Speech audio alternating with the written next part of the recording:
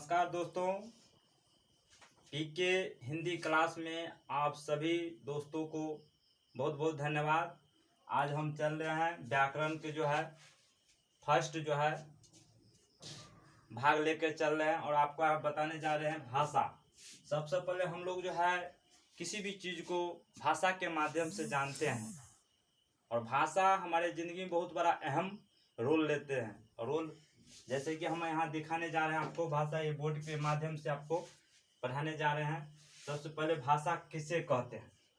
तो जिसके द्वारा मनुष्य अपने मन के भाव को लिखकर या बोलकर एक दूसरे के सामने प्रकट करते हैं, उसे भाषा कहते हैं।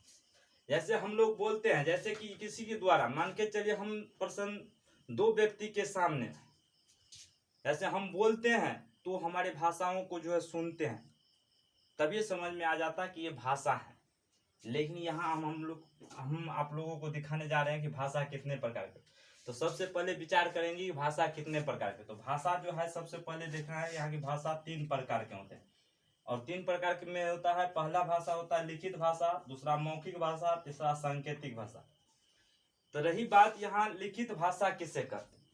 जिसके द्वारा मनुष्य अपने मन के भाव को लिखकर एक दूसरे के सामने प्रकट करते हैं, उसे लिखित भाषा कहते हैं। जैसे हम लोग लिखित भाषा का जो उदाहरण देना चाहते हैं, जैसे हम लोग किसी भी क्वेश्चन का जवाब देते हैं तो पहले हम लोग कॉपी पे लिखित रूप में उसको जवाब देते हैं। तब हम लोग एग्जाम जैसे देने के लिए जाते हैं तो उस पर लिखित रूप में देना पड़ता है और लिख करके जब देते हैं तो वही भाषा कहा जाता है लिखित भाषा। जैसे मौखिक भाषा, जैसे हम एक दूसरे के सामने मुख से बोल के प्रकट करते हैं, उसे मौखिक भाषा कहते हैं। सांकेतिक भाषा, जिसके माध्यम से हम लोग संकेत करके प्रदर्शित करते हैं। जैसे हम सांकेतिक भाषा का उदाहरण यहाँ हम देना चाहते हैं। सबसे पहले कोई भी चौकली, कोई भी स्थान जैसे रूट होता है जिसको रास्ता कहते हैं, जहाँ 4 रूट मिल करके एक रास्ता होता है, तो वहाँ पर सांकेतिक भाषा का उपयोग होता है। और ये सांकेतिक भाषा इंजीनियरों की भाषा, डॉक्टरों की भाषा है, क्योंकि इन लोगों ने इस भाषा का उपयोग अपने संकेत के माध्यम से हम लोग को बताते हैं और इस संकेत से समझते हैं। जैसे यहाँ पे देख लीजिए, कोई भी ऐसे मान के चलिए भूतहा चौक है। अगर आप लोग भूतहा चौक गए हैं तो जरूर समझ गए होंगे कि भूतहा चौक में कैसा है, वहाँ के रूट कैसा है। यहाँ भूतहा चौक पहुँचने के बाद आपको देखने को मिलेगा कि एक रूट ऐसे सीधा जाता है, यहाँ इधर एक रूट इधर जाता है, एक रूट इधर जाता है, एक रूट इधर जाता है।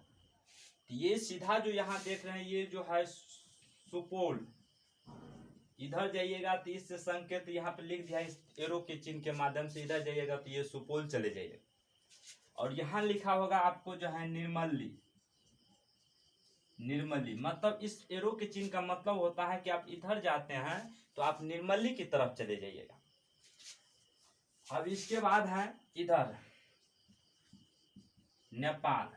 अगर आप इस एरो का मतलब इस साइड लिखा है नेपाल, तो आप इधर जाते हैं तो इस एरो के माध्यम से, इस एरो के चिन्ह के माध्यम से आप नेपाल पहुंच जाइए। इसके बाद इधर हो जाएगा आपको इधर निर्मल, सॉरी यहाँ पर थोड़ा मिस्टेक हो गया, पुनः हम यहाँ से कर देते। निर्मली नेपाल के विपरीत होगा निर्मली, निर्मली होगा। इसके विपरीत होगा मधुबनी या दरभंगा। मतलब इस रूट, इस एरो के चिन्ह से आप पता कर लीजिए, समझ जाइए कि ये इधर जाइएगा तो आपको मधुबनी की तरफ चले जाइएगा या दरभंगा के रूट में आप चलिए। तो इसी को क्या कहते हैं? सांकेतिक भाषा। सांकेतिक भाषा कहते हैं, इसी को सांकेतिक भाषा कहते हैं। संकेत करके, वैसा भाषा जो संकेत करके हमको रास्ता या रूट, किसी का भी जो रास्ता दिखाने का काम करता है, उसे सांकेतिक कहते हैं।